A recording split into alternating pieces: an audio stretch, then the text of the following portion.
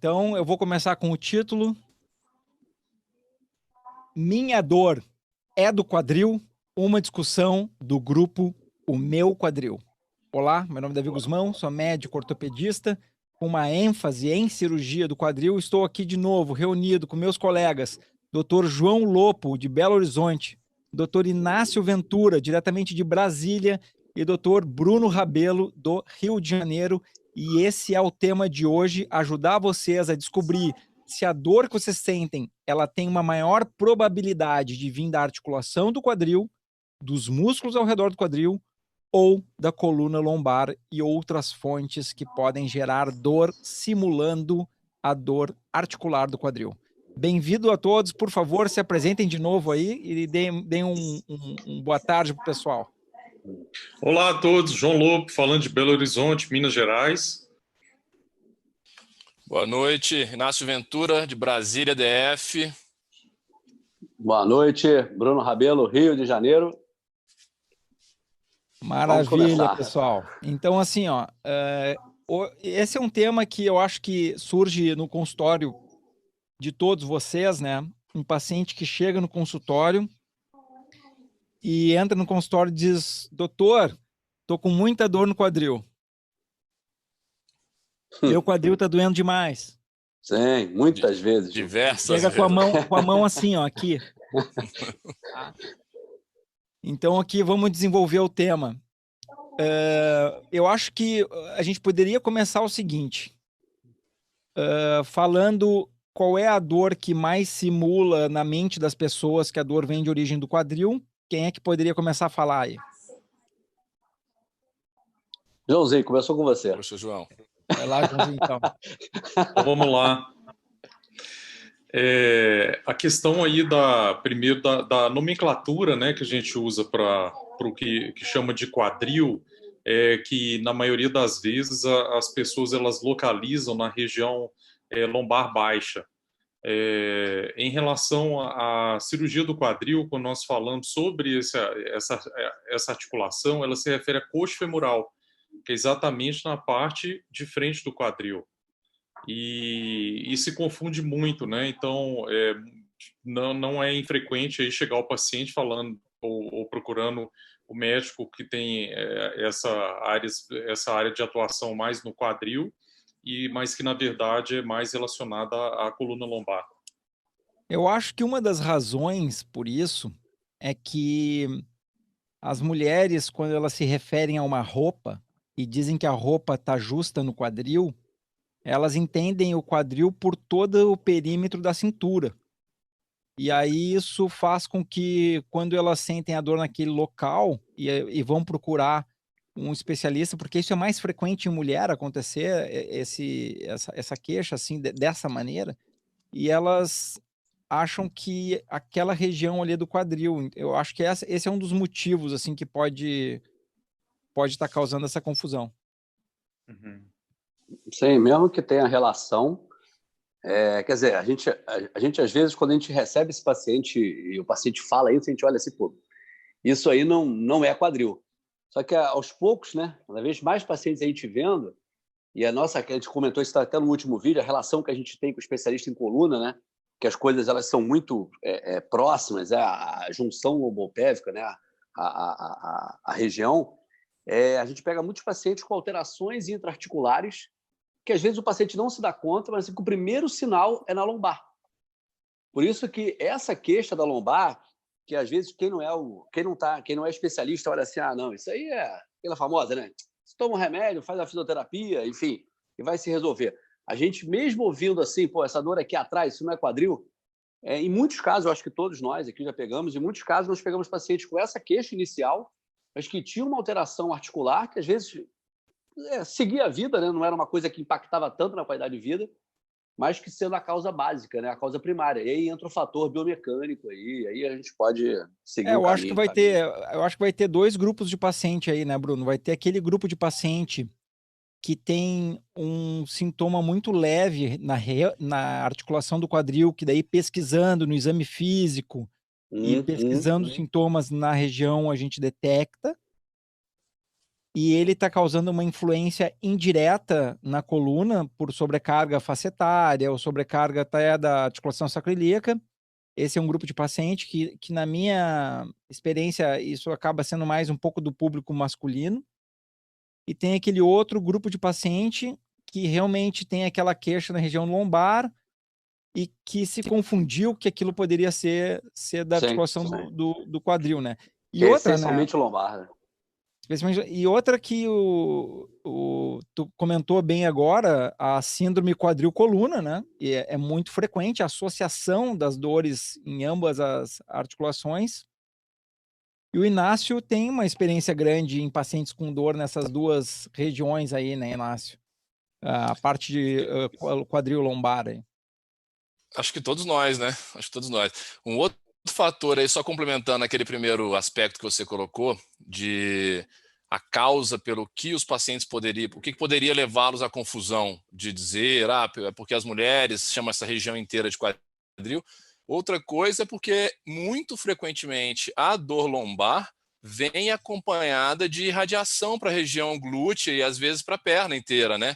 Então, o paciente acaba falando, pega a região do quadril aqui, doutor, mas, na verdade, ela estava partindo lá da lombar, né?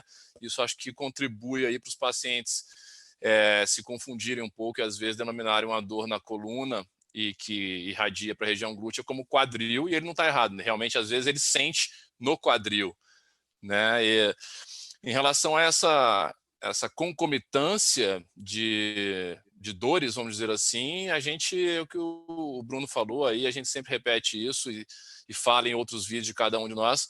Eu digo para os pacientes que, anatomicamente, ali da primeira vértebra lombar até a metade da coxa, para mim, é como se fosse uma articulação só. A cintura pélvica trabalha como um todo.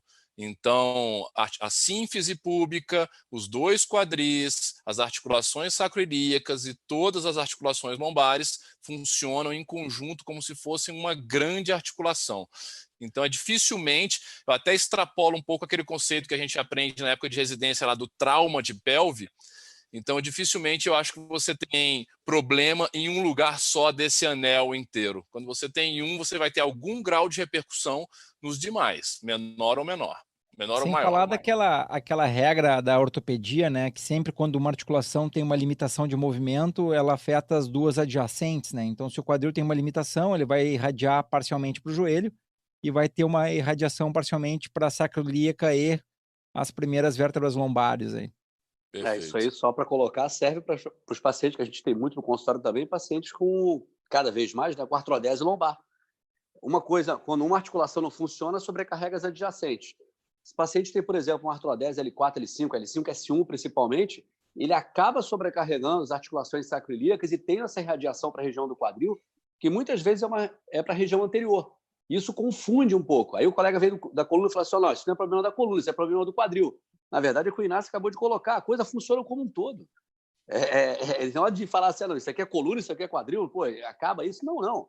E é complicado para nós, quando chega um paciente que fez cirurgia da lombar, é bem complicado para nós, né? E normalmente vem assim, né, Gusmão? Olha, minha cirurgia está ótima, a artrodese está perfeita, consolidada, isso aí é um problema do quadril. O que me dói o coração é que quando dizem assim, o teu raio-x está ótimo. Isso aí. Então, assim, o raio-x tá bonito, mas e eu? Como é que eu tô? É o famoso tratar raio-x, não trata paciente. Eles não dizem nem o raio-x. Pior é que quando é operado, eles falam assim, a cirurgia está ótima. É isso aí. O paciente está com dor, então é imaginária. Pelo amor de Deus, né? Justamente. Isso é muito complicado. Que simula também essa questão da artrodese, só para complementar o que o Bruno falou, porque a artrodese a gente pegou algum colega que colocou a mão, vamos dizer. Mas a mesma situação, sem ter ninguém colocado a mão, são casos de espondilite anquilosante, né? Então, espondilite anquilosante, eu atendo bastante paciente com doenças reumatológicas e você pega, o mesmo cenário, é o paciente com a fusão da sacroiliaca e da lombar inteira, com uma repercussão muito grande secundária em cima dos quadris, né, e dos joelhos e das demais articulações. Desculpa, eu vou aproveitar. O João ia comentar alguma coisa, João? Tem um aspecto também que ele envolve a cronologia do início dos sintomas, né, e a evolução da dor. é bom sempre lembrar que quando tem um evento agudo que desencadeou o início daquele sintoma, por exemplo, e a gente sabe que na população em geral a média da anatomia favorável ao impacto, né, é em torno de 30%. Ou seja, de cada 10 pessoas que estão convivendo conosco, 3 elas têm um impacto fibroacetabular. Não significa que eles vão desenvolver sintomas dele. Mas quando, por exemplo, a pessoa que faz uma prática esportiva mais ativa e aí desenvolve alguma lesão relacionada a essa anatomia que ele tem favorável, por exemplo, uma lesão labral. Então, foi um evento marcante ali na vida dele e que desencadeou todo o sintoma em cima disso. Ele consegue pontuar bem qual que é a região da dor. É interessante que, passados 3 meses, em média, já começa a ter uma confusão em relação à percepção da dor. Então, aquela dor que era muito nítida, ela já começa, às vezes, ali que era na região da frente da coxa, ou na região lateral da coxa, ou na região glútea, ela já começa a se espalhar e pegar todas as regiões e, muito frequentemente, também envolver a coluna. A gente tem que lembrar que, à medida que a gente desenvolve um quadro de dor crônica, o corpo ele vai desenvolver técnicas para suprimir aquela dor. E alterações na postura, alterações na forma como a gente vai lidar com a dor. De forma involuntária, o corpo também ele vai se poupar daquilo. E aí a pessoa ela pode começar a sentir uma dor na lombar, uma dor na região facetária baixa, uma dor que aí, com a progressão do desgaste, ela já vai para o joelho contralateral, né? Muito frequente. A evolução da dor lombar, ela é ipsilateral, ou seja, do mesmo lado da lesão no quadril e contralateral no joelho, né? Normalmente é esse quadro. Então, lembrar que naqueles quadros crônicos, né, mais de e a gente já cronifica a dor com mais de 3 semanas, né? Mas eu citei o exemplo de 3 meses só para florear um pouco mais, já fica bem difícil a identificação desse ponto exato de dor e começa essa confusão, né? Perfeito, João. E outra coisa também que é interessante é no paciente que essa dor vai ficando mais difusa, tem o papel secundário, como tu falou, do mecanismo de defesa do próprio corpo, de começar a contratura na musculatura ao redor da articulação do quadril ou da lombar, tentando proteger aquela articulação, porque percebe que no movimento existe uma certa piora, e às vezes a musculatura fica como um bode expiatório. Às vezes o paciente acha que é muscular, né? Especialmente em homem, jogador de futebol de final de semana, acha que está com uma distensão no músculo. É uma Não, característica. isso aí é super importante. A gente costuma dizer para os pacientes que a dor, a musculatura não é o inimigo. Ela às vezes é o primeiro sinal, é o primeiro, vamos dizer assim, é a primeira forma de colocar que existe uma alteração, seja na articulação do quadril, na articulação lombar, enfim, o que seja. E o que a gente vê na prática, e como a percepção é sempre da musculatura sendo ela o problema, muitas vezes o colega fisioterapeuta ele vai ajudar nisso aí, sem ter uma avaliação médica, e muitos pacientes acham que isso é muscular, e aí procuram um fisioterapeuta, não procura avaliação do colega, né? Então, o fisioterapeuta vai e começa a tentar o quê? Alongar aquilo ali. Começa a trabalhar aquela musculatura, e o paciente começa a responder pior. E aí, quando ele vai para a gente vê lá muitas vezes que o paciente às vezes tem uma artrose no quadril, uma limitação, uma dor secundária pela musculatura, né? E que não estava com diagnóstico. A gente conversa com o fisioterapeuta, caramba, cara, tem mesmo uma artrose aí. Então, essa questão da musculatura é super importante. A gente está bem linkado nisso aí, né? Eu vou botar uma imagem, tá? Para que vocês comentem, certo, pessoal? Vou botar uma imagem aqui, ó. Aí. Acho que está entrando para todo mundo, né, a imagem. Sim. Tá? Acho que sim. Então, fiquem à vontade para comentar aí sobre essa imagem, que eu acho que é importante porque é bem característica de sintomas do quadril, né? É bem característica. A gente vê aí, olha, um adulto jovem, né, uma idade aí, vamos jogar entre 30 e 40 anos, vamos citar aqui um caso clínico, né, 30 e 40 anos, homem, então sexo masculino, começou uma dor aí na região do quadril, lateral indo para a região anterior também do quadril direito, praticando atividade física. Vamos colocar aí que ele faça, por exemplo, futebol, que ele joga futebol, né? E ele começou com essa dor de início agudo, né? Nessa faixa etária aí, é bem frequente já iniciar os sintomas do impacto femoroacetabular, né? Eu acho que a gente pode falar um pouquinho sobre isso. Eu voltei sem querer ali, deixa eu voltar para outra. Mas que acaba que é semelhante também, né, Guzmão? Essa aí É, você tá não, é mostrando semelhante também. padrão semelhante de dor, que mostram nada mais do que o que o João comentou no nosso último vídeo aqui, respondendo a uma das espectadoras aí, falou, o sinal do C. É isso aí que o João comentou, essa dor entre a mão abraçando o quadril, como se a dor fosse entre os dois dedos, né? Ela é uma Esse dor exemplo profunda. aqui, né? Ó. Exato. É bem interessante esse exemplo, porque o paciente ele quer dizer normalmente, olha, minha dor não está na frente, não está atrás, ela está no meio entre esses dois dedos, né? E ele mesmo fala, né? É lá dentro mesmo. É né? lá dentro. Quando o paciente fala, assim a dor é mesmo, lá dentro. Lá dentro, exato. não tem jeito. É profunda, né? Ele fala, profunda, não é aqui né? em cima. Ela é profunda. E ele ainda fala assim, eu não consigo palpar a dor, é lá dentro. É quando eu mexo, é quando eu caminho, lá dentro, é diferente. Aí você já, sinal de alerta totalmente ligado, né? Alguns pacientes, até mulheres, né, que têm uma flexibilidade maior, elas conseguem alongar mais e sentem alguns estalites que costumam dar um relaxamento nessa região também, né? Essa lá, parece que meu quadril desencaixou e encaixou novamente. Isso é bem típico da ruptura labral.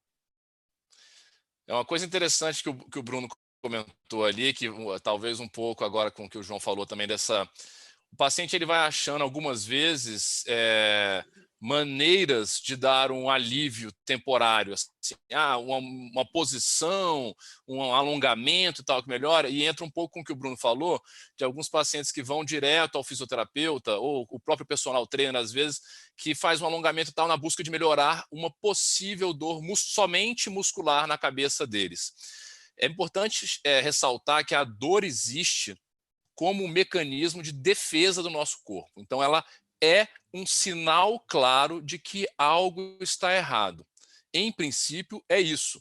E aí entra um pouco, assim, eu tento falar para os pacientes, eles têm muito medo de procurar o médico, como se buscar o médico fosse necessariamente dizer que vai ter alguma conduta adicional. E não, o papel do médico é de diagnosticar, nem que seja para te tranquilizar, para falar para você, fique tranquilo, volta para treinar, tá aqui as orientações para o teu personal, para o teu fisioterapeuta. Então, não necessariamente o médico vai fazer alguma conduta e você não é obrigado a fazer nada. Não, então, e mesmo outra que coisa ele propõe também, alguma coisa, né? Renato, quando o paciente procura, então, um especialista, pelo amor de Deus, ele já chega que ele acha que... Ele já fala assim, doutor, mas é cirurgia isso? Calma, né? Exatamente. Calma, vamos ver aí, vamos fechar isso aí.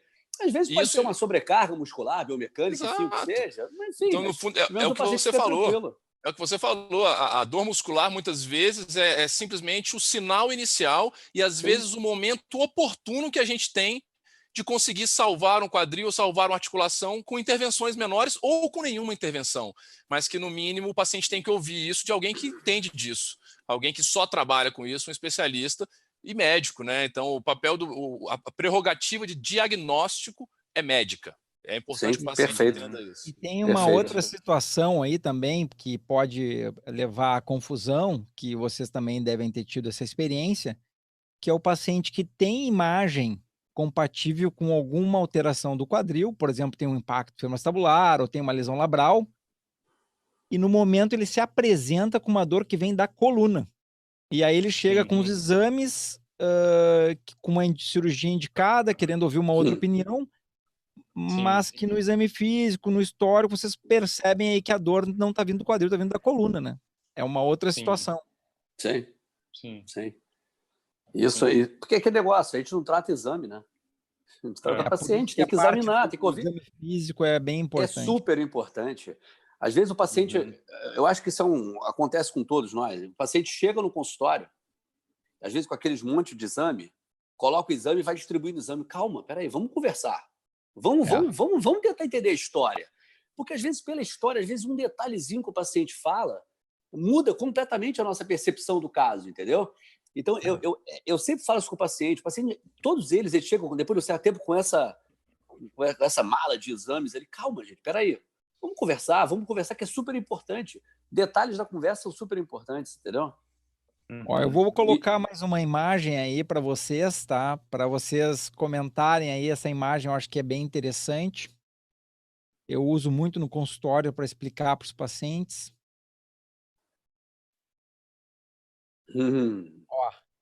Isso aí é de suma importância. E aí, quem é que gostaria de comentar um pouco sobre essa Principalmente imagem? nas duas laterais, né?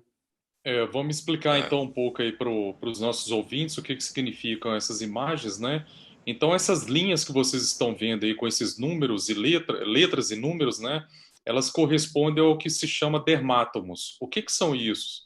Isso é a representação nessas linhas, nessa altura ou nesses níveis aí da superfície do corpo de uma dor que na verdade ela é originada naquele nível da coluna, correspondente à coluna, tá? Então, como vocês estão vendo ali na parte da frente, né, que o manequim ele está de frente, onde está pintadinho ali de amarelo, corresponde a L1, L2, na verdade é uma dor que vem de L1, L2 lá da lombar, né? Então, ele pode ter algum problema na lombar, mas ele vai ter uma dor nessa região.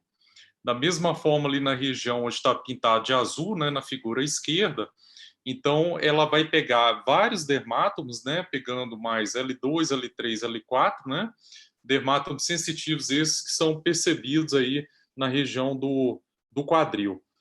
E na imagem que ele está à direita, está mostrando a parte de costas, né, olhando de costas. Então, muito frequente isso, mulheres principalmente, que queixam de uma dor na região tuberositária, ali onde apoia a região, o ossinho ali de apoio na cadeira, que corresponde a S1 e S2. Esse ramo ele é muito frequente. Por que é mais frequente na mulher? Principalmente pelo tilt pélvico, que é como é a inclinação da pelve em relação à lombar, e que termina gerando um desgaste maior nesse nível aí da articulação na lombar, que é L5, S1, e na sacroiliaca, que é de S1 S2, e vai terminar tendo uma dor nessa região glútea profunda.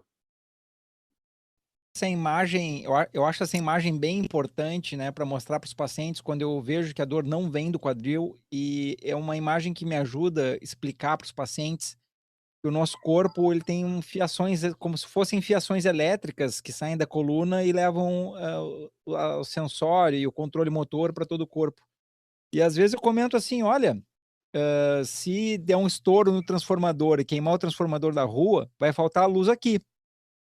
Mas o problema não quer dizer que esteja aqui na sala, o problema é que deu problema no transformador na rua. Então, eu acho que é uma analogia boa que ajuda o pessoal a entender essa distribuição neural que existe. E também tem a dor crônica, né, lombar, que às vezes nos confunde muito e o paciente fica muitas vezes... Olha, quem já não ouviu falar, o paciente falando assim, ó, ah, doutor, será que bursite tem cura? Porque eu tô há 3 anos com uma... E aí, quando tu vê, não é culpa da bursa, né? Ela apareceu no exame como um bode expiatório, mas ela, às vezes, não é culpa, digamos, dos sintomas, né? Não, uma coisa que é interessante, João, é o seguinte. Essa questão da parte sensitiva, o João explicou da parte dermátomo, a gente examina o paciente no consultório. O paciente, muitas vezes, encaminha esse paciente para um colega para avaliação no colega de coluna. O colega de coluna vê a ressonância, examina o paciente e fala assim, olha só, não tem nenhuma alteração. E aí a gente faz um simples teste de rolamento, no qual a gente pega esse dermátomo, e justamente por causa da alteração sensitiva, pela dor neurogênica, enfim, desse contato sensitivo ali da pele, a gente vai pegando esse dermátomo e vai fazendo, às vezes, um teste que a gente chama, é como se estivesse apertando um pouquinho a pele ali, superficial, e o paciente reclama muito de dor. Então, não necessariamente o paciente tem que ter uma compressão na coluna lombar, e aí ele passa pelo colega de coluna e vai falar, não tem nada aí, mas ele pode ter uma alteração sensitiva naquela região do dermátomo, nem como o João explicou. Isso acontece muito, entendeu? Então, e aí se torna cada vez mais difícil, principalmente quando é na região lateral, que aí vem o que você acabou de comentar. É o paciente que tem uma dor trocantérica, uma dor da bursite, que não melhora com 3, 4, 5 anos, já fez infiltração com corticoide, já fez fisioterapia mais de 50 sessões e não está resolvendo. Porque provavelmente, muito provavelmente, a dor não é oriunda da região trocantérica. E aí vem a relação que o Inácio colocou desde o início, entendeu? Então, é muito mais complexo do que fiz a ressonância, apareceu bursite, pronto, acabou, está resolvido o teu problema. Se ela tem bursite no quadril. Não é assim, né? Eu digo, é muito frequente isso, né? A gente pegar a gente, especialmente na região lateral do quadril, com essas dores crônicas e que já fizeram 1 milhão de tratamentos, 1 milhão de infiltrações e fisioterapias e não tem sucesso. E eu sempre falo, claro que quando a gente está conhecendo o paciente, a gente não pode de cara dizer o que é que está errado na história, vamos dizer. Mas são 3 causas básicas para uma refratariedade de uma dor assim. Algo que não melhora cronicamente em 2, 3 anos. Isso não é normal. Primeira coisa, o paciente entender isso. Isso não é normal. Não tem nada de uma dor que não possa ser resolvida com todos os recursos que a gente tem dentro da medicina hoje em 2 anos, 3 anos. Então, nesses 3 causas básicas, a primeira é isso que você falou, Bruno, é diagnóstico errado.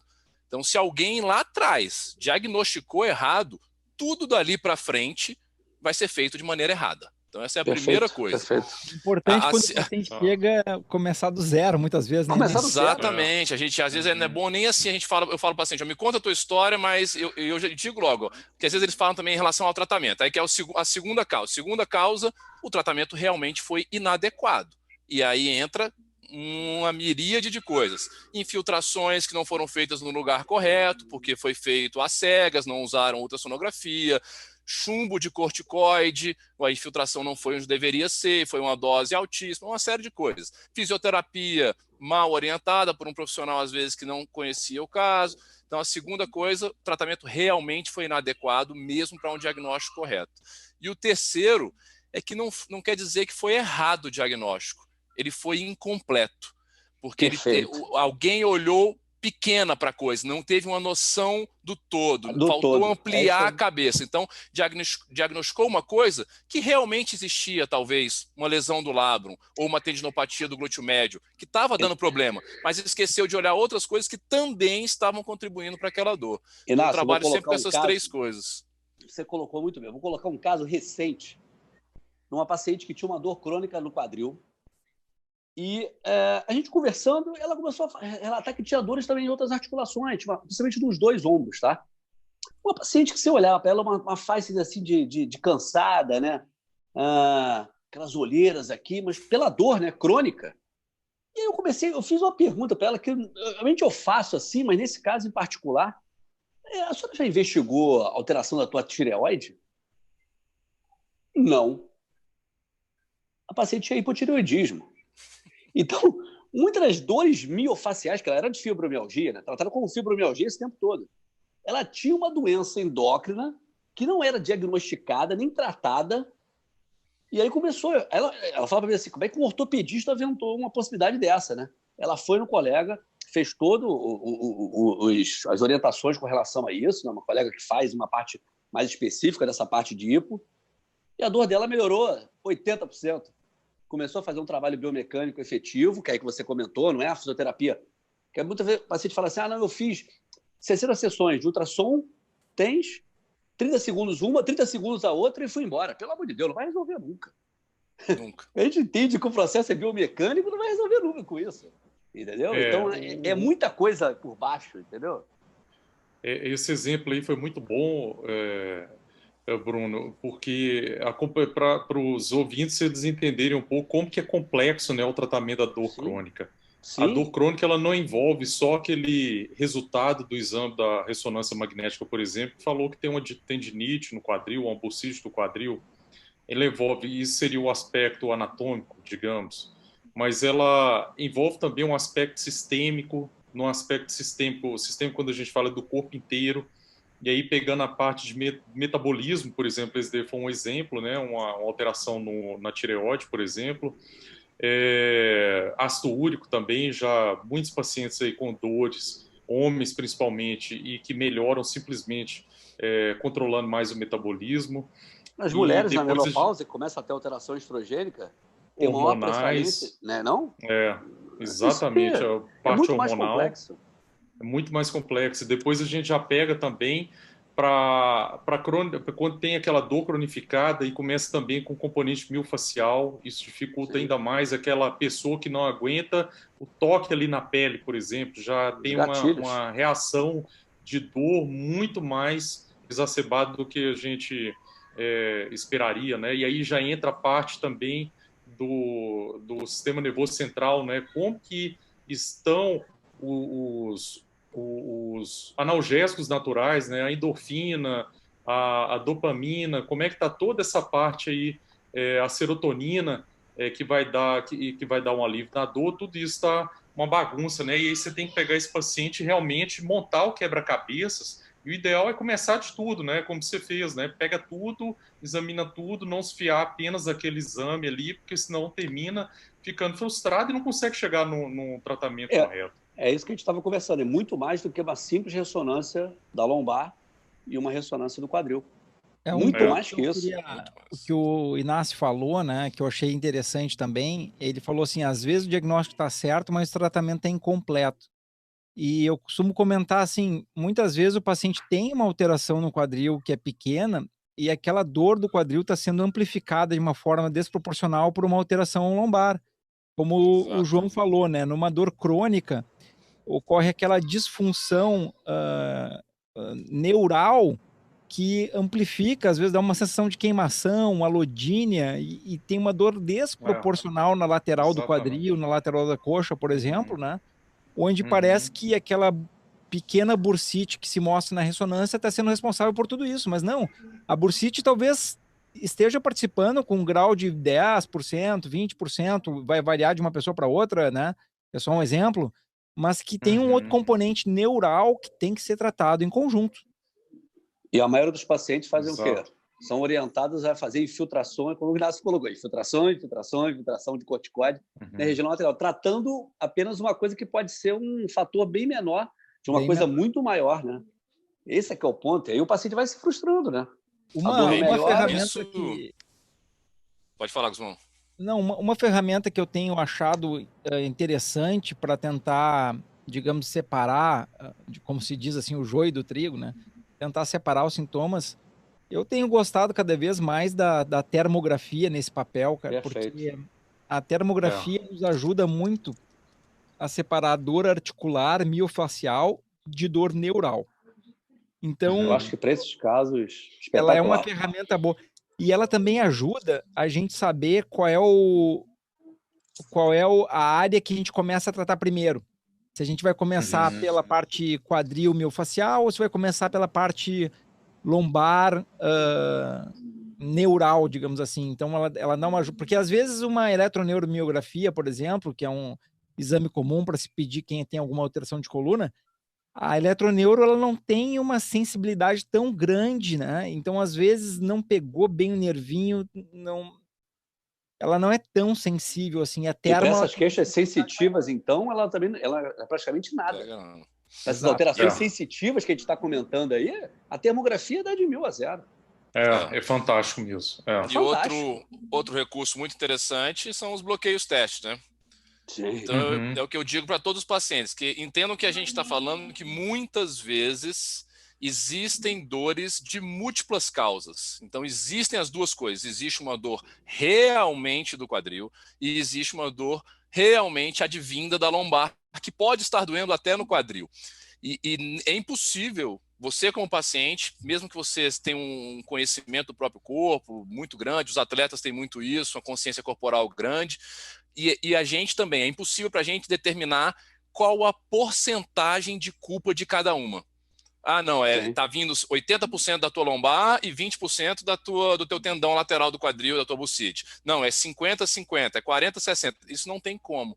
E aí eu acho que uma grande ferramenta que eu falo para os pacientes, e eu uso bastante dela, é o bloqueio teste, que seria o quê? É você ir nas possíveis causas de dor, já vai ter um diagnóstico prévio teu, e você fazer uma infiltração guiada por algum método de imagem, que na mão de todos os 4 aqui, a ultrassonografia é o melhor, porque está dentro do consultório, é indolor, não tem radiação, não tem nada disso, e você injeta simplesmente anestésico local.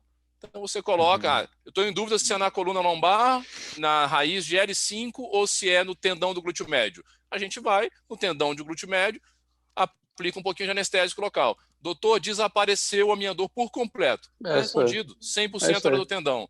Ah, não, doutor, melhorou 60%. Ótimo, 60% era do tendão. Vamos lá em cima agora. Faz na L5. melhorou tudo agora, doutor. Então, 60% era do tendão, 40% era da lombar. É uma ferramenta que ajuda demais. Concordo com a termografia, é excelente, até por não ser mórbida, né? Não tem nem essa injeçãozinha fininha. É fininha, é uma agulhinha Mas é da uma espessura de injeção. uma agulha de insulina, mas é uma injeção, né? Mas eu acho que o bloqueio teste me ajuda muito nesses casos mais difíceis. É porque às vezes na termografia mostra as duas alterações. E Isso. às vezes ela não dá tanto, digamos assim, o quanto de cada uma dá o sintoma, ela te dá um guia para onde começar, né? E aí às vezes a gente começa mais na lombar ou mais no quadril os bloqueios testes, por exemplo, que tu citasse, que perfeito. Fala um pouquinho sobre a termografia para os pacientes para eles entenderem, eu acho que é interessante.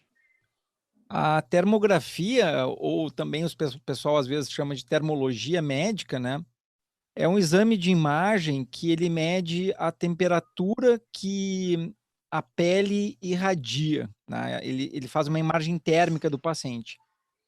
E através da temperatura irradiada na pele, a gente consegue determinar disfunções neurais, porque daí os nervos que comandam os vasos sanguíneos, que fazem a dilatação ou contração, estão alterados, e consegue diferenciar isso de problemas miofaciais, músculos e faces, que em geral tá mais inflamado, fica com uma temperatura maior, e se tem um problema neural, fica com a temperatura menor em geral.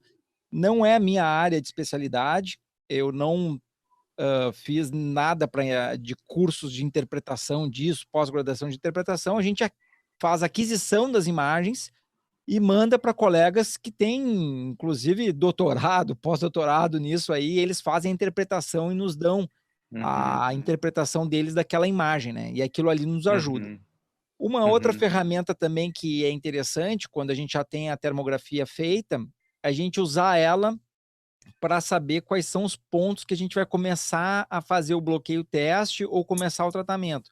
Então, no momento disso, a gente pode fazer a imagem térmica e escolher os pontos gatilhos que estão mais ativados, no caso de pontos miofaciais, ou ir direto para uma parte neural mesmo, né? Para fazer o bloqueio teste. Isso eu acho que é uma coisa que ajuda.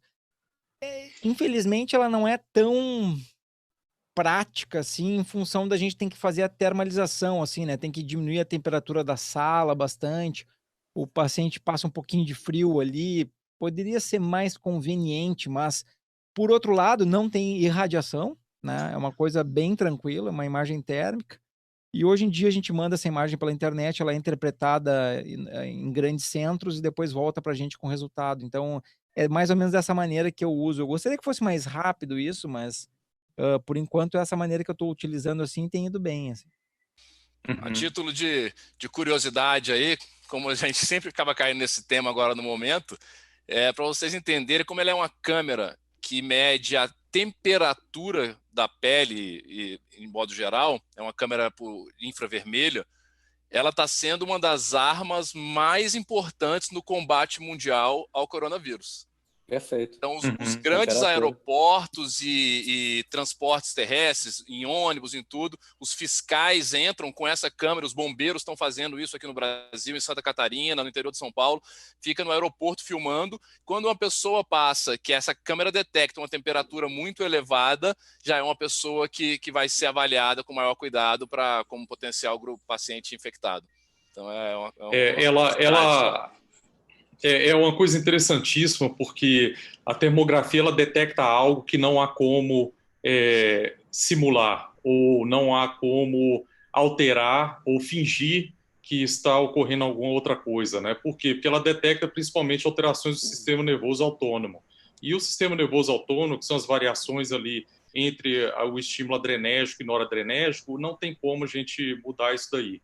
Então, por exemplo, no caso, contextualizando aí em relação à dor crônica, aquela pessoa que ela já tem uma alteração ali, principalmente relacionada aí à substância P, ela vai ter alterações na temperatura daquela região. Isso daí entra em outro ramo aí de diagnósticos, né, de características de dor crônica, e essa câmera ela consegue detectar isso, né, e com o procedimento que o Inácio falou, né, que seria um bloqueio, a gente neutraliza aquele ponto de dor e na câmera você consegue detectar a normalização da temperatura ali na região. Ou seja, você tirou aquele estímulo que seja adrenérgico, cortou, e aí você tem uma normalização da temperatura naquele sítio e mostra ainda mais com maior sensibilidade que aquele realmente é o ponto que você tem que atuar. Eu vou mostrar para vocês uma curiosidade, tá? Eu não sei se vocês sabem disso, ó. Esse é um software que está sendo desenvolvido pelo Dr. Brioski, que chama Feverfy, tá? Então, ele já está disponível para quem tem a câmera experimentar, né? Ele não está validado ainda. Então, o que esse software faz? Ele mede a temperatura e ele detecta se a pessoa vai ter febre, segundo o Brioski, mais ou menos 4 dias antes. Então, ele pode ser usado para escanear, digamos, pessoas que vão entrar em um ambiente fechado, por exemplo. Ele ainda não está, digamos assim, liberado, ele só está em fase de teste, tá? Ele está fazendo um banco de dados disso. Então, ele vê a temperatura na forehead, né, na testa, e ela consegue detectar 4 dias antes da pessoa desenvolver a febre clínica no termômetro axilar, se ela vai desenvolver os sintomas de febre ou não. Então, é bem interessante, ele está já disponível para a gente testar, a gente testou no consultório isso, a gente testou em todos nós que trabalhamos ali no consultório, todo mundo deu negativo ali, mas eu achei assim, nossa, super interessante isso aqui, o trabalho que o Brioski está fazendo aí, sensacional. E em breve, quando ele estiver funcionando mesmo, ele vai virar um componente que vai poder ser usado, e é usado em tempo real, viu? Viu que a pessoa mal para, ó, ela mal para na câmera e depois já sai, aparece o botãozinho ali, Go, tá ok, se aparece o botãozinho vermelho, é que pode ter algum problema. E aí se pede para a pessoa, olha, fica em isolamento, de repente faz o teste, né? Enfim, quando o teste estiver disponível e tal. É muito interessante. No assunto aí e tal, né? Não, mas tá no momento, né? Tá no momento. Tá atual. Meu quadril é sempre assim, o que há de mais atual e mais moderno a gente tem que falar. A gente está aqui para isso, botar vocês à frente. Vocês já vão estar sabendo, quem assistiu a live já vai estar sabendo de uma ferramenta aí no futuro que muita gente que não assistiu não vai ter nem ideia que isso existe. Vai dizer que é ficção científica. É isso aí. É o Vingador do Futuro. Você lembra? Aquele filme. O cara... Essa ferramenta ela é usada também nos times, né? Na medicina esportiva, nos times e na monitorização de atletas, e ela é usada também para detectar até o risco de lesão, né? Então seria assim um pré-lesão, né? Ele faria uma leitura ali corpórea do atleta e já detecta ali, algumas vezes até mais precocemente do que usando o dinamômetro, né? Consegue detectar com bastante precocidade. A gente poderia aproveitar esse tema de diagnóstico, né? A minha dor é no quadril, e eu gostaria de lançar a pergunta para cada um de vocês. Se vocês pedem como um primeiro exame, digamos assim, a primeira ressonância que o paciente vai fazer, ou ele já tem outras que são muito antigas, vocês pedem direto ressonância com contraste intraarticular, ou seja, artrorressonância, ou vocês pedem usualmente como uma primeira ressonância, a ressonância simples? Eu acho que é um tema interessante aí para o pessoal, para a gente conversar. Bom, eu não simplesmente por hábito, posso dizer sempre nem nunca, porque medicina não tem isso, mas eu não solicito artrorressonância praticamente nunca. Na verdade, solicitar a artrorressonância da pessoa ir na clínica para o radiologista aplicar o contraste dentro da articulação, eu não solicito nunca. Eu acho que quase nunca tem indicação, e nos poucos casos em que eu acho que pode ser vantajoso, normalmente existe dor dentro do quadril, e aí eu prefiro propor para o paciente fazer eu ajusto a minha agenda com a agenda da clínica de radiologia, que eu tenho um colega aqui que tem uma clínica, e aí eu faço no consultório a aplicação de ácido hialurônico dentro do quadril, que ele funciona como um contraste, só que ele tem um papel terapêutico. Então, eu faço o tratamento da dor dele com o ácido hialurônico, essa infiltração guiada por ultrassom e feita por mim, porque eu tenho a confiança de que eu coloquei onde eu queria colocar, e ele sai na sequência da minha clínica e vai na clínica de radiologia e faz a ressonância, e aí eu vou ter uma imagem com líquido intraarticular, uma imagem como se fosse um contraste intraarticular. Mas 98% dos casos é ressonância simples sem contraste. Brunão, Eu também. Não, também. com certeza. Nada de contraste. Acho que ainda tem muitos anos. E tu, João? Só para explicar para os ouvintes uma diferença. Existe a artrorressonância, que é essa que está sendo discutido, que é diferente da ressonância com contraste. A artrorressonância é a aplicação do contraste de forma, utilizando uma agulha dentro da articulação do quadril. Quando a gente fala sobre a ressonância com contraste, que algumas vezes estou explicando isso porque tem paciente que chega lá, doutor, mas e esse exame, ele é com contraste ou sem contraste? Depende. Por exemplo, se eu estou, se o meu estudo ele está mais direcionado ali para a região trocantérica do glúteo, eu gosto que se faça com contraste, mas é o contraste venoso. Para quê? Para dar um realce maior ali na região dos tendões e ver se tem uma captação maior ali naquela topografia. É diferente de pegar o contraste e colocar lá dentro da articulação. Esse contraste dentro da articulação ele serve mais para pesquisar lesões labrais e também delinear melhor a cartilagem articular. Não uso hoje a artrorressonância por um motivo de já ter disponível, pelo menos aqui em Belo Horizonte, no hospital onde eu trabalho, a ressonância com 3 Tesla. Então, para a parte intraarticular, 3 Tesla me dá um mapeamento muito bom da cartilagem. E com os cortes que a gente faz hoje, ou a programação dos cortes, a gente consegue praticamente mapear toda a área labral. Né? E junto com a clínica, a gente fecha o diagnóstico, por isso que eu não faço. Ótimo. Perfeito. Concordo plenamente Perfeito. com todos aí. Eu também eu faço esse exame com muita exceção, né? Muita exceção.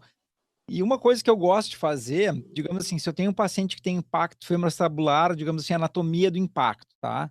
Mas tem aquela dor que vai e vem, não tá tão clara, às vezes fica um período sem dor, às vezes incomoda e o paciente faz atividade física.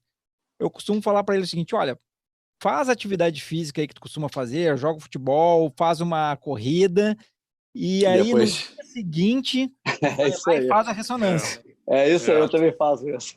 E aí a gente consegue, digamos assim, tentar provocar para pegar ver o time melhor possível. Pegar um time melhor, se o exame deu negativo. É o efeito carimbo, né, que eu falo. É o efeito carimbo do impacto. Porque onde um osso vai bater no outro, vai ficar marcado ali, vai dar um sinal aumentado do hipersenal, que a gente fala, área de edema ali ósseo. Eu tenho quando eu jogo futebol, meu amigo, vai para campo, joga sequência enorme, fica fominha do campo, meu amigo. Não sai, briga para não sair. Posso mostrar um modelinho aqui? Mostra o modelo aí, João. Olha aqui, ó, gente, do que a gente está falando, que o Davi acabou de explicar aí, em relação à ressonância, né? Ela feita depois. A tela do João, tá? Para ela ficar grande aqui. Depois que ela é feita com após atividade física, então o impacto ele é o conflito dessa regiãozinha do osso contra essa outra regiãozinha do osso. Quando ele faz atividade física, isso vai ocorrer em ciclos aumentados de carga e que vai terminar sendo detectado pela ressonância magnética. A gente brinca que se der uma topada com o pé na parede e fizer a ressonância magnética, vai detectar aquela área de edema ali no pé. Então, vocês imaginam depois de fazer atividade física, né? Então, essa região do osso, ela vai ficar pintadinha na ressonância. E aí vai dar maior sensibilidade ao exame, tá? Perfeito. Perfeito, John. Muito bom. A ideia da gente da gente tentar mostrar aquilo, né? Mostrar realmente aonde que está, se está ocorrendo realmente clinicamente o impacto femoroacetabular ou não, né? Tentar ver na ressonância, porque às vezes isso que o paciente, que o João mostrou, acaba mostrando na ressonância o edema ósseo, né? A gente vê o edema ósseo, choque, né? Já que entrou nesse detalhe aí, eu queria botar entre nós quatro, o que vocês acham? Muitas vezes o paciente chega com uma ressonância para a gente, teve um outro colega, e o laudo veio lá, sugestivo, né? Sempre vem assim, né? sugestivo, de impacto femoroacetabular, enfim, algumas alterações. Para vocês, o que é mais importante? Essa ressonância que o paciente trouxe, estou falando de imagem, tá? Obviamente o exame clínico, enfim. Essa ressonância que o paciente trouxe ou a nossa sequência radiográfica? Isso daí que o Bruno tocou é importantíssimo. Porque para eles, né? o paciente, às vezes ele acha que o diagnóstico é feito pela ressonância. A ressonância é o melhor exame do mundo. É o que vê tudo. É verdade, Bruno. Entendeu? Muito, muito bem lembrado, né?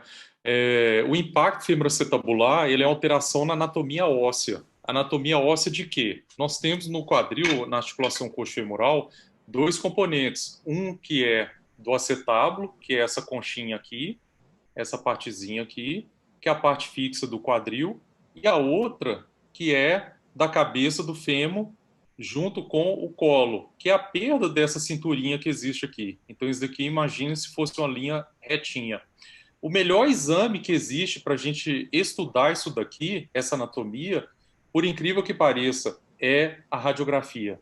A radiografia, com as incidências específicas aí do quadril, elas vão permitir que estudemos como que é essa orientação espacial da bacia em relação à cabeça do fêmur. E é interessante isso que o Bruno falou, porque algumas vezes o paciente chega com a ressonância e a gente fala, não, mas eu preciso ver o raio-x. Ele, não, mas eu já tenho a ressonância aqui. É isso. Para que você quer o raio-x? É isso mesmo. Isso foi muito assim. Muito bem lembrado, viu, Bruno? Algumas vezes acontece do paciente ter feito o raio-x. Ele falou assim, não, eu nem trouxe, doutor. Nem trouxe, porque eu acho que não é necessário. Eu achei que você não fosse precisar. É isso mesmo. O raio-x ninguém fala, trouxe a ressonância. Exatamente. É bom assim, os pacientes têm que entender, porque, na verdade, colocam, assim, a comunidade médica mesmo coloca isso na cabeça deles. De que a ressonância é um exame claro que não. altamente preciso. Então, é o exame mais preciso que existe. Logo, se ele é o mais preciso, o paciente imagina, com razão, é o completo. Não precisa levar mais nada, isso aqui viu tudo. E aí entra o que tanto o Bruno como o João falaram, que o impacto femoroacetabular é um problema, vamos dizer, ósseo. E a ressonância não é um bom exame para avaliar a estrutura óssea. Então, se a gente quer ver a parte óssea, radiografias bem feitas em diversas posições é a melhor opção. E não é suprida pela ressonância. São coisas complementares. A ressonância a gente até pede para ver outras coisas. Ver lesão do labrum, ver o estado de cartilagem, ver os tendões. As consequências do impacto. Eu costumo dizer para o paciente o seguinte, o diagnóstico é pela radiografia. O que eu quero na ressonância é determinar as consequências. Cistos, lesão de labrum, sinovite, cisto-erosão na cabeça, edema, enfim, é isso que eu tento explicar para o paciente. A gente gosta também de descartar outras possíveis causas de dor. Sim. Como, por exemplo, osteonecrose, né? Exato. Necrose vascular, osteonecrose, ou também algum tumor ósseo que pode estar ali, uma sinovite vilonodular, enfim, algum outro diagnóstico mais raro que pode se demonstrar na ressonância. Os exames se complementam. Exato. Um sem o outro perde o sentido. Os dois, acabou. Aí pronto. Junto com o exame clínico, uma história bem feita, pronto, meio caminho andado. Meio não, né? 82% de caminho andado. 82%. Muito bom, viu?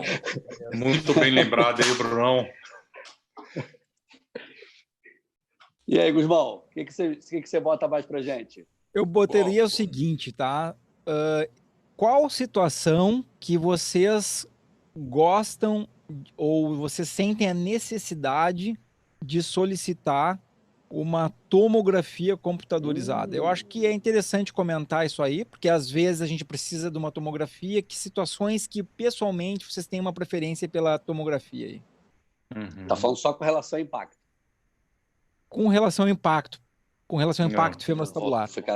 Então, vou botar o cenário assim. Então, já foi diagnosticado impacto femoroacetabular. Tá? Foi diagnosticado impacto. Aí vocês estão na decisão tanto do momento da cirurgia ou talvez até num planejamento da cirurgia. Então, que paciente que vocês sentem um maior grau de necessidade aí do uso da tomografia computadorizada? A tomografia hoje eu peço em duas situações, que eu falo que são os extremos. Ou o impacto, que ele é muito discreto, impacto quase subclínico ali no exame radiográfico, ou que eu preciso de um raciocínio melhor ali na orientação ou versão acetabular, ou mesmo do eixo do fêmur, na rotação, né, do fêmur, ou naquele outro extremo, que já seria aquele impacto mais evoluído, que já tem um grau ali de desgaste e que suscita a dúvida se cabe ainda o tratamento com artroscopia ou não, se já seria um caso para uma intervenção maior, como, por exemplo, a prótese de quadril. São essas duas situações. Perfeito. Eu normalmente acrescento, além desses dois, como recentemente eu tive, já até comentou no nosso grupo, um paciente paciente extremamente jovem, que já foi operado 3 vezes no quadril. Você lembra que eu coloquei lá? 2 vezes por artroscopia, uma vez aberta. E veio me procurar para ver se valeria a pena fazer uma nova artroscopia. E aí eu acabei pedindo a tomografia até para entender o que foi feito de osteoplastia, quer dizer, de retirada de acetábulo ali, do rebordo, para entender o que foi feito até aquele momento. Então, acho que nesse caso em particular acabou me ajudando a definir que para ele não havia uma indicação formal de uma nova artroscopia. Aí pega um pouquinho o que o João colocou, que o time dele para preservação, na minha opinião, e é que a gente discutiu isso também, já havia passado, né? Então, acho que acabou então, no caso, um paciente que já fez cirurgia. Sim. Já fez cirurgia. A gente consegue ter maiores detalhes do que foi feito de osteoplastia ali. Também, nesse caso, eu gosto eu acho, nesse caso, interessante. Eu acho que para reartroscopia eu acho interessante. Eu vou dizer que eu tenho por hábito pedir de rotina, tá? Eu acho que, por mais que seja um exame que tenha uma emissão de radiação, hoje, com os aparelhos modernos... De rotina quando tu vai operar. Sim, pacientes... Eu uso primeiro como planejamento cirúrgico, me ajuda. Mais do que me ajuda, muitas vezes é interessante para o paciente visualizar a deformidade, o que a gente vai trabalhar e o que a gente vai corrigir. A tomografia, ao contrário do que a gente estava falando da ressonância, é o melhor exame que tem para avaliar estrutura óssea. Então, ele muitas vezes me compensa radiografias que eventualmente tenham sido mal feitas, e aí eu não preciso ficar mandando o paciente ir e voltar para repetir radiografia, tá? Mas eu acho que realmente ela seja essencial nesses casos de avaliação de condropatia. Ela me ajuda a ver o quanto de espessura de espaço articular eu tenho, eu detecto precocemente a artrose mais fácil com tomografia do que com a ressonância até. Especialmente naquelas pacientes de coxa profunda em que há uma artrose póstero-inferior, a tomografia seria assim, se tivesse que escolher em quem pedir, eu acho que eu pediria nessas pacientes. E para avaliar a parte de versão, né, versão acetabular e versão femoral. Mas eu peço para quem eu vou operar rotineiramente. Eu acho que um ponto interessante que o Inácio falou, né? Ele falou assim, ó, muitas vezes para compensar exames radiográficos de má qualidade. Então, aqui eu gostaria de fazer um alerta para os pacientes. Quando vocês, todos nós, a gente pede para o paciente, olha, faz em tal lugar, tal lugar. Eu costumo dar nome de 3 lugares que fazem o exame radiográfico bem feito. É porque a gente precisa que o exame radiográfico, a posição do exame de raio-x seja bem realizado. Porque caso ele não seja bem realizado, ele não vai mostrar a alteração que a gente quer ver, né? Agora aqui eu vou mostrar para vocês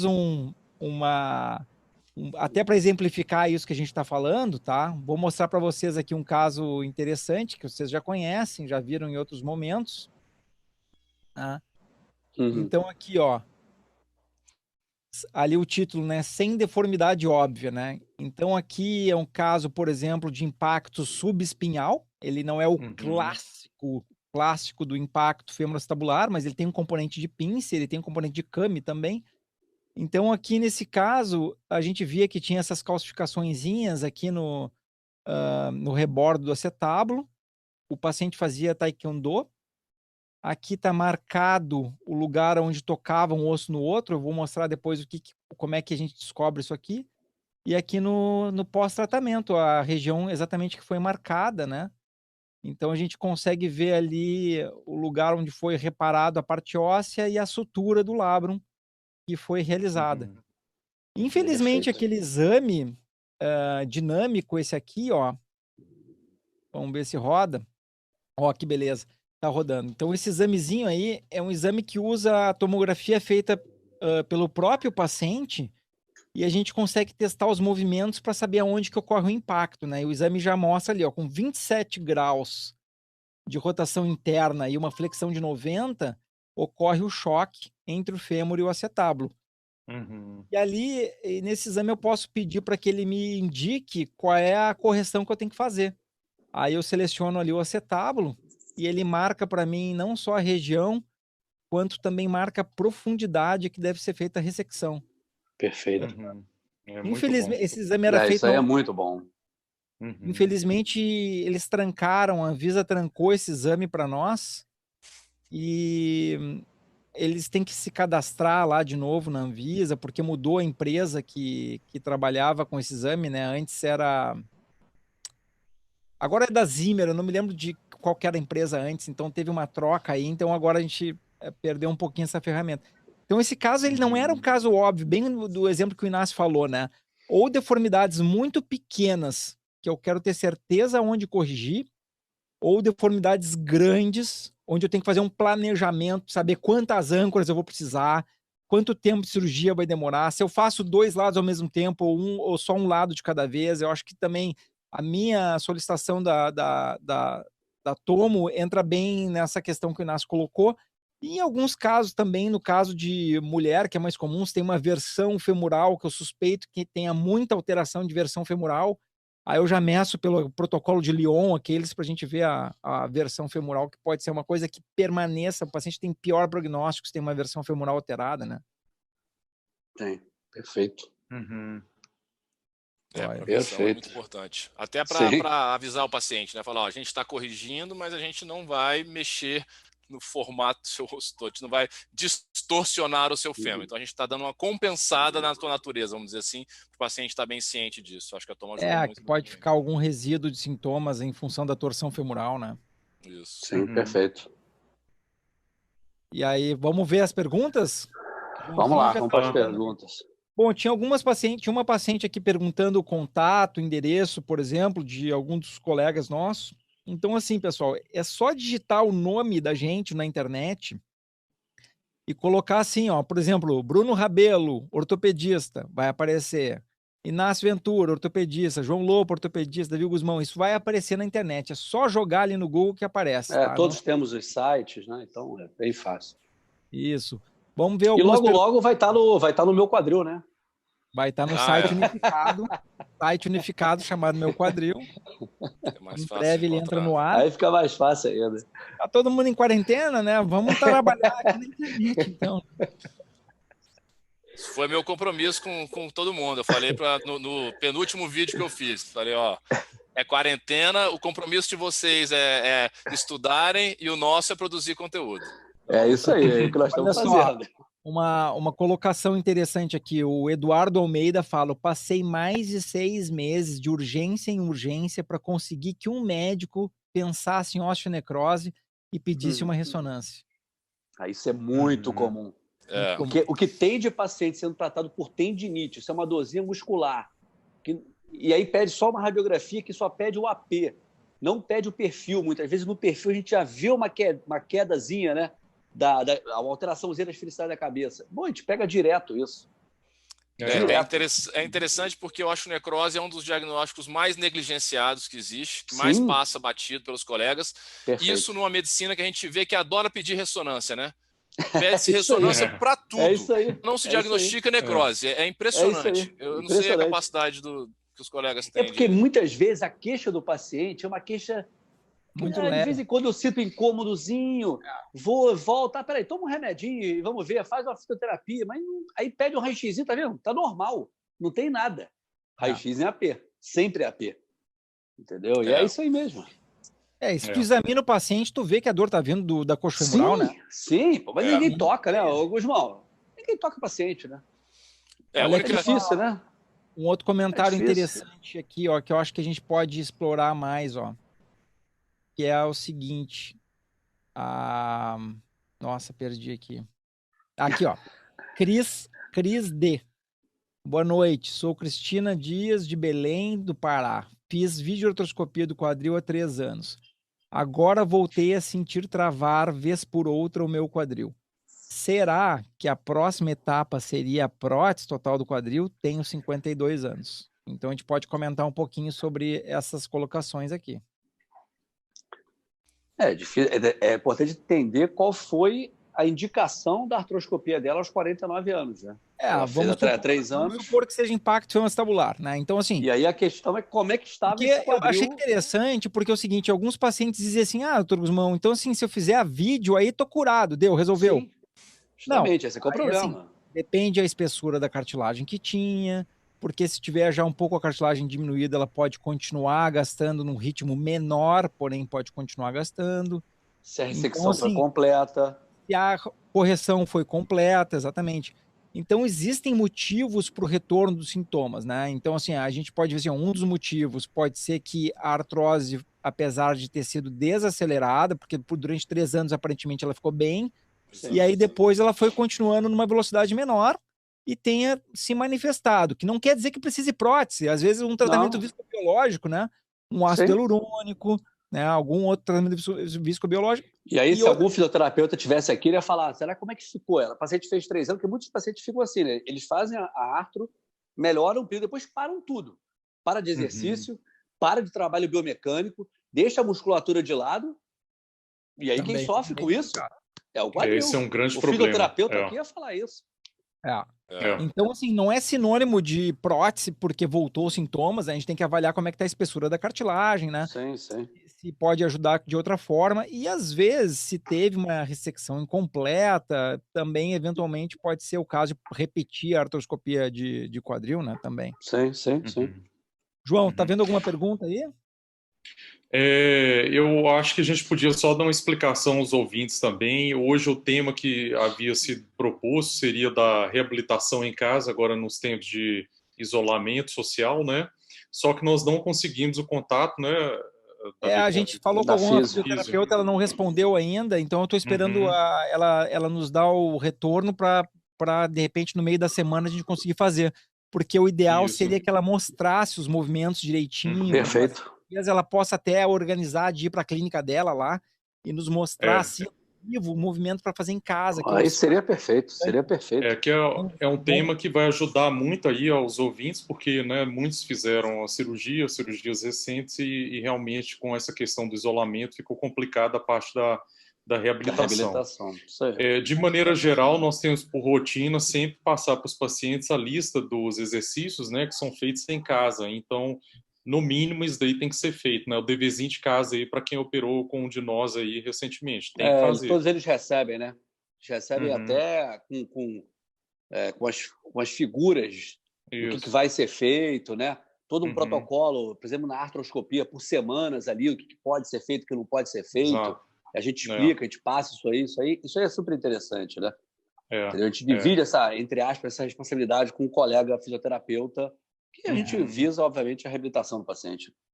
Teve uma pessoa aqui que mandou 600 mensagens escrito pé caído, pé caído, pé caído, pé caído. Então, assim, eu sugiro o seguinte, em vez de ficar mandando a mesma mensagem várias vezes, se tu pudesse escrever um pouquinho melhor sobre o que tu quer saber sobre o pé caído, a gente poderia ajudar, né? Mas agora simplesmente repetir a mensagem pé caído, não dá nem pra gente entender por que caiu o pé. Então, como é que a gente vai ajudar?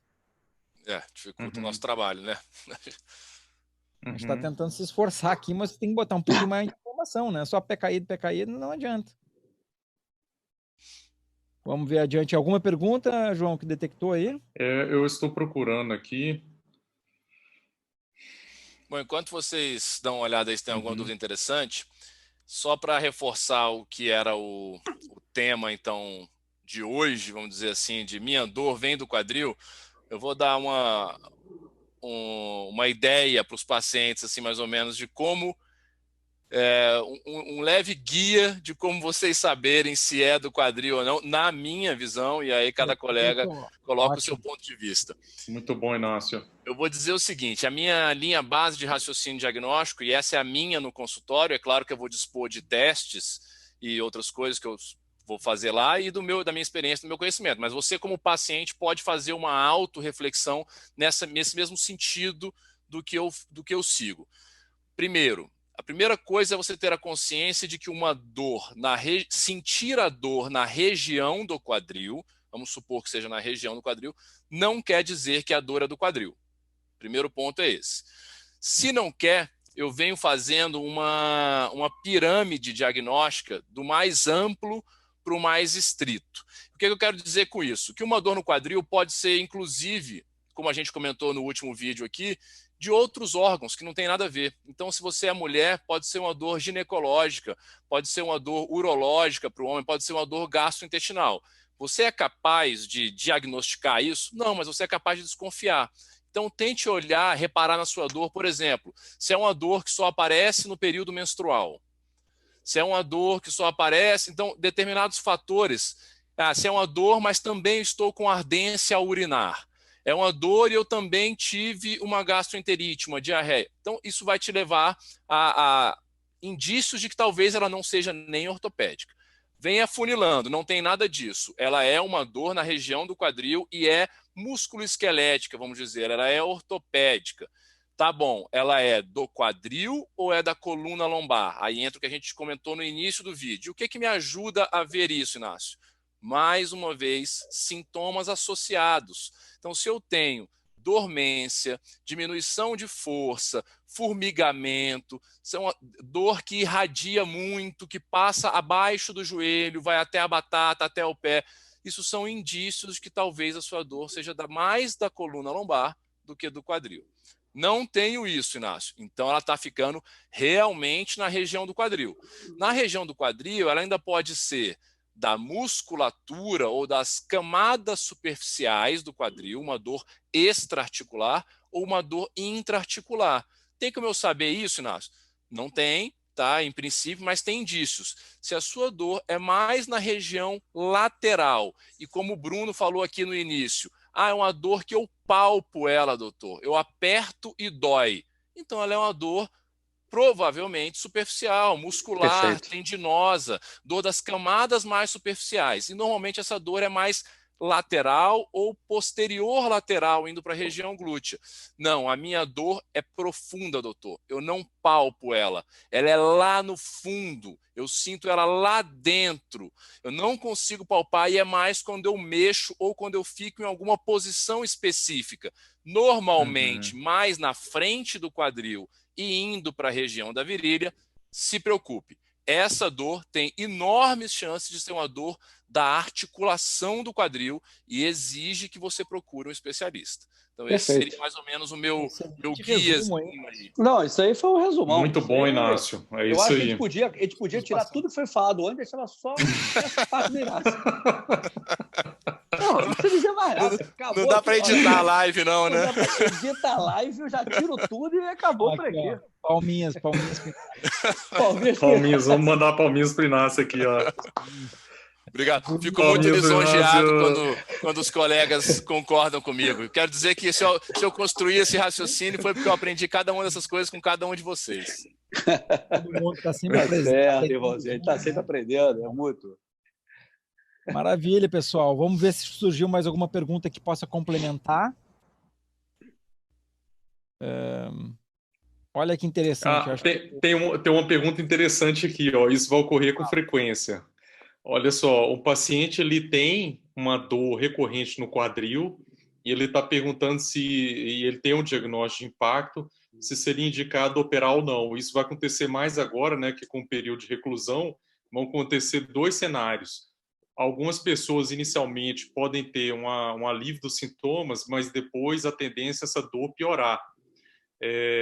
Vou explicar um pouco sobre isso. Quando você está fazendo a atividade, está movimentando, mas não está fazendo um trabalho de fortalecimento direcionado para aquela articulação, você costuma ter episódios de dor.